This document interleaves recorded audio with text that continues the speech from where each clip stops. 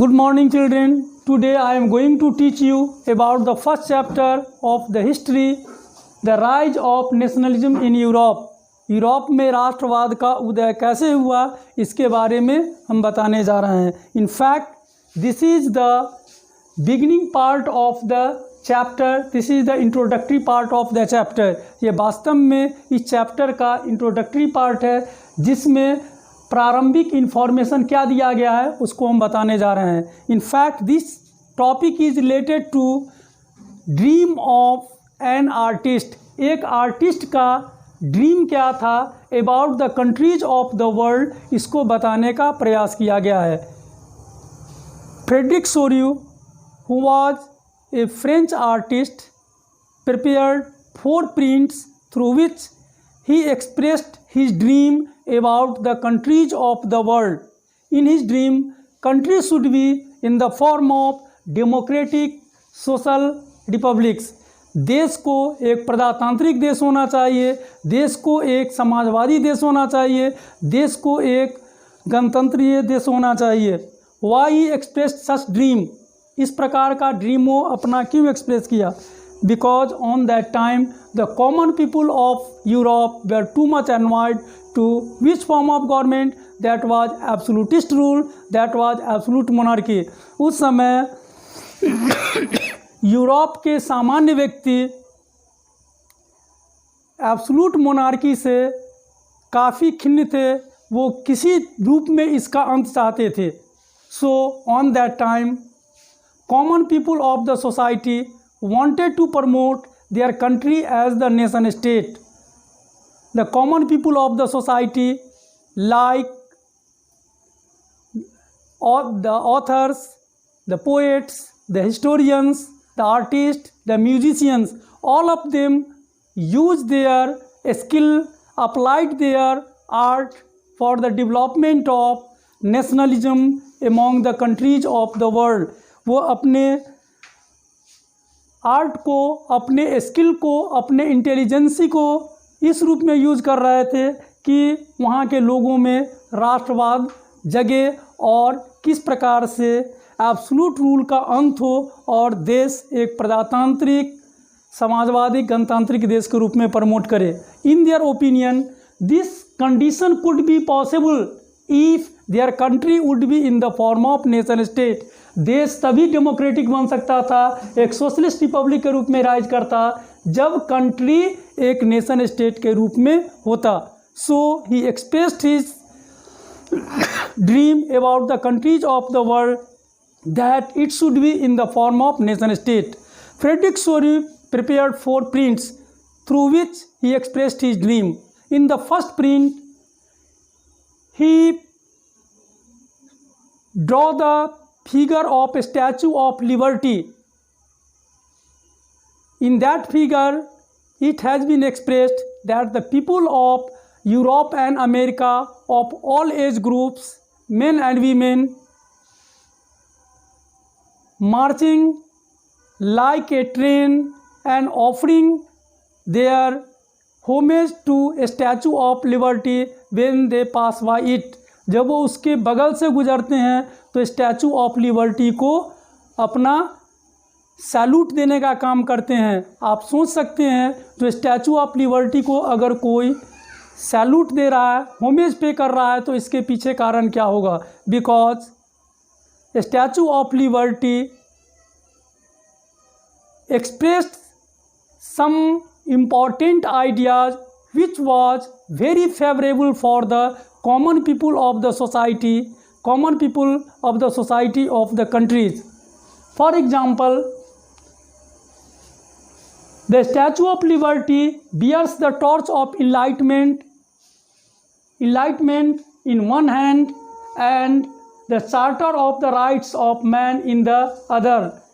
जो statue of liberty है उसको दिखाया गया है कि वो एक हाथ में ज्ञानोदय का मशाल लिए हुए है और दूसरे हाथ में charter of the right of the man है.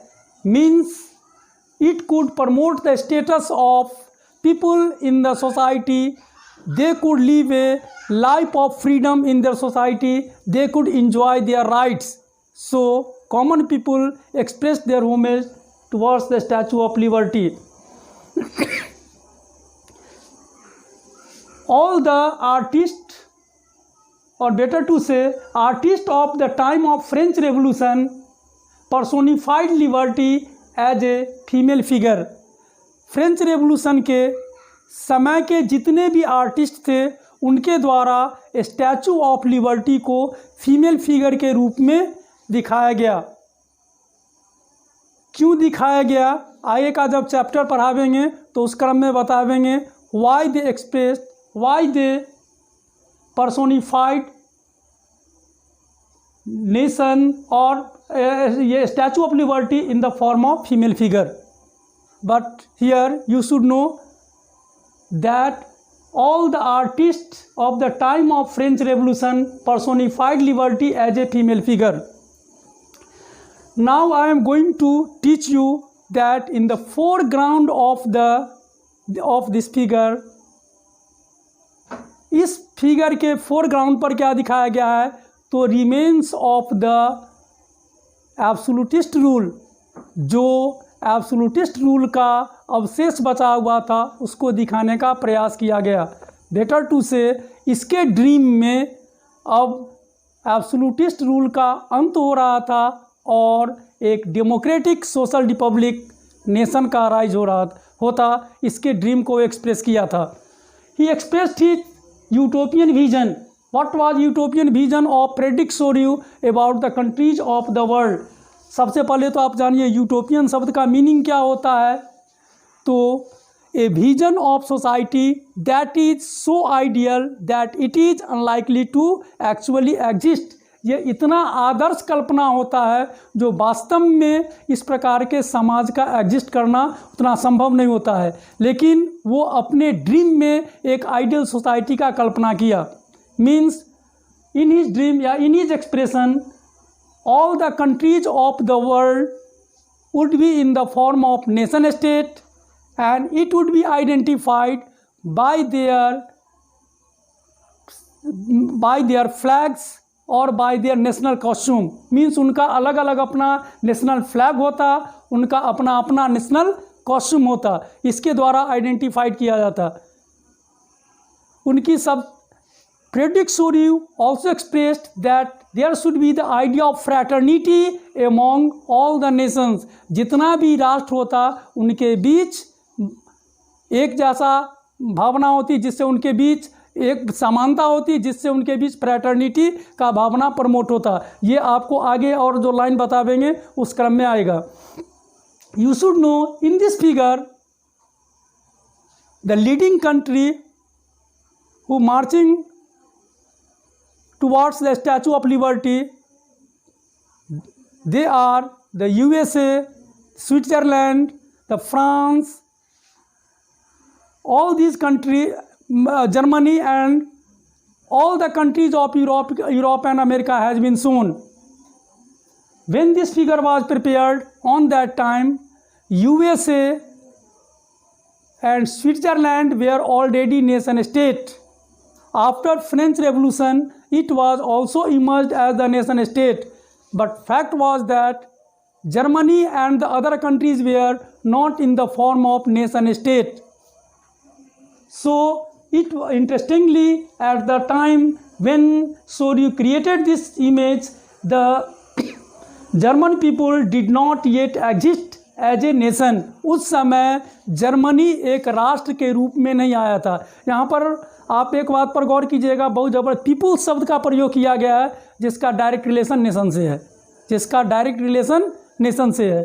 तो on that time Germany was not developed in the form of nation state. उस समय जर्मनी एक नेशन स्टेट के रूप में इमर्ज नहीं किया था. It was the liberal expression of the liberal imagination of Sorie about the countries of the world, about Germany and the other countries of Europe. Fact was that these countries were not in the form of nation state, but in his dream all these countries were as the nation state. You should know that Germany, the people of Germany also in this figure also bears the national flag tricolor flag. It was as the made up of the black, red and the gold. Means इस figure में Germany के लोगों को भी try colour flag के साथ दिखाया गया है, जो ब्लैक, रेड और गोल्ड कलर से बना हुआ है. But mind it, around 1848 Germany was the collection of so many states. It was the country of 39 states, not as the unified nation, because on that time unification of Germany was not completed. उस समय Germany का unification नहीं हो पाया था. Following the Germany के पीछे दिखाया गया है peoples. Following the German peoples are the peoples of Austria, the kingdom of two Sicilies, Lombardy, Poland, England, Ireland, Hungary and Russia. On that time, all these countries were as a modern state, not in the form of nation state, but in the liberal dream of Frederick Soru. All these countries have been shown as the nation state. इन प्रत्येक country को एक nation state के रूप में दिखाने का काम किया गया है. In the beginning of the chapter, you will see the figure of Christ, Son, and the angels who graze upon this scene. उसके बारे में बताया गया है जो वो above the heaven वहाँ से इसे देख रहे हैं,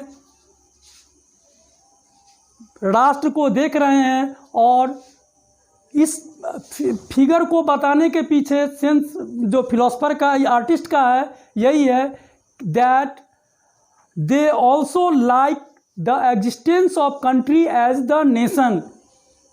वो ये चाहते हैं कि दुनिया जितना भी कंट्री हो नेशन स्टेट के रूप में होना चाहिए. And there should be the feeling of fraternity. उनके बीच भ्रातृत्व होना चाहिए. आइदर नेशन इज बिग और small, there should be the equal value of everyone. There should be the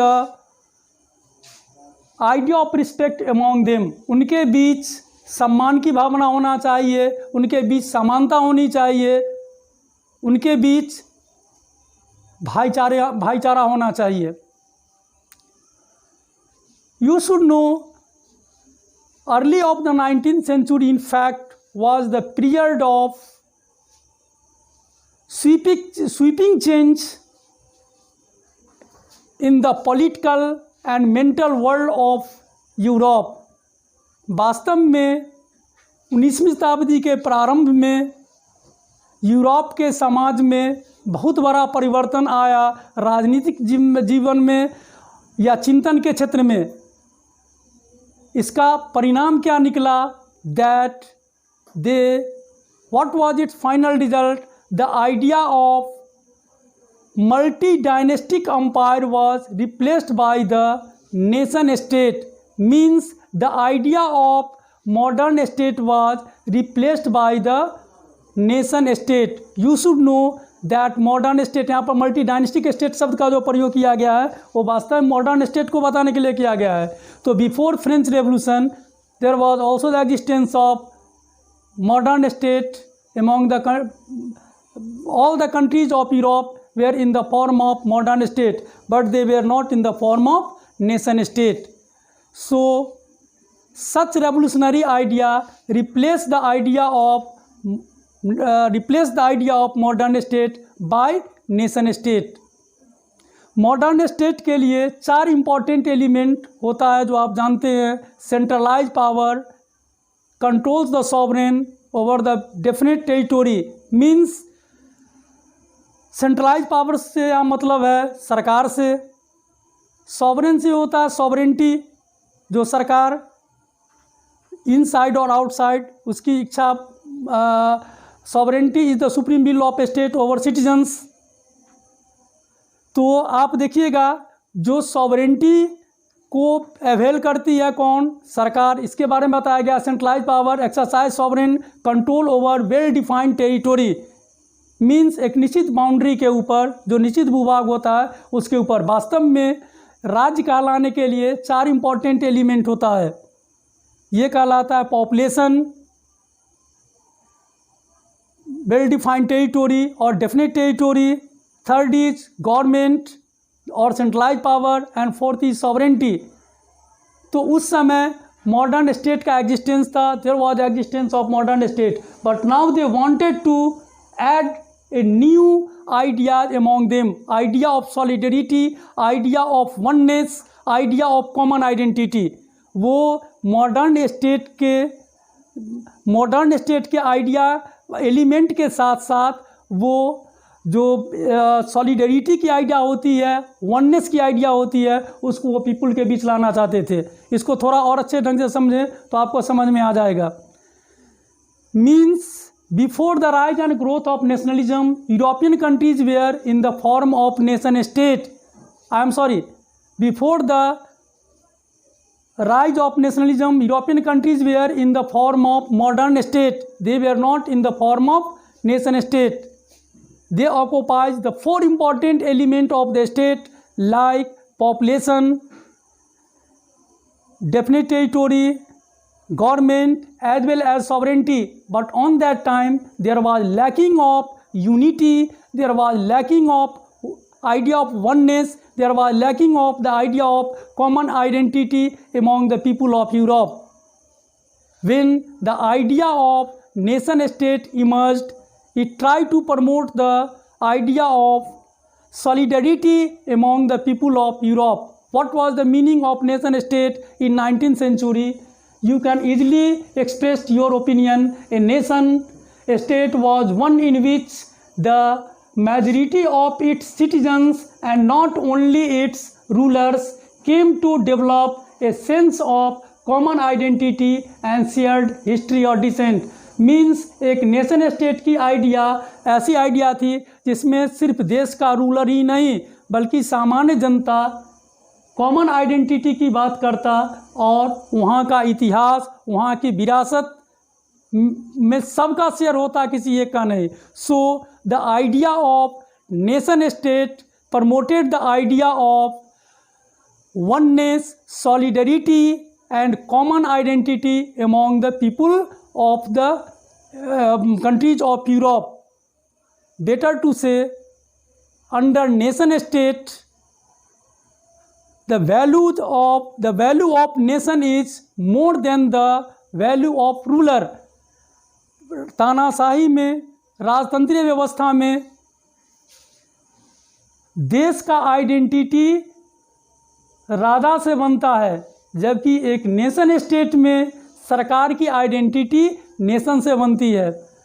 nation state पर वो इसलिए जोर देना चाहते थे because after establishment of nation state they could enjoy their democratic rights, they could enjoy their social rights, they could live, they could ruled by a republic country, they could be ruled as the republic country. वो एक Republic country के तरह rule होते, उनको democratic right enjoy करने का मौका मिलता, उनके समाज में समानता आ जाती और वहाँ पर रूल ऑफ लॉ होता, रूल ऑफ कॉन्स्टिट्यूशन होता. So they imagined about the nation state.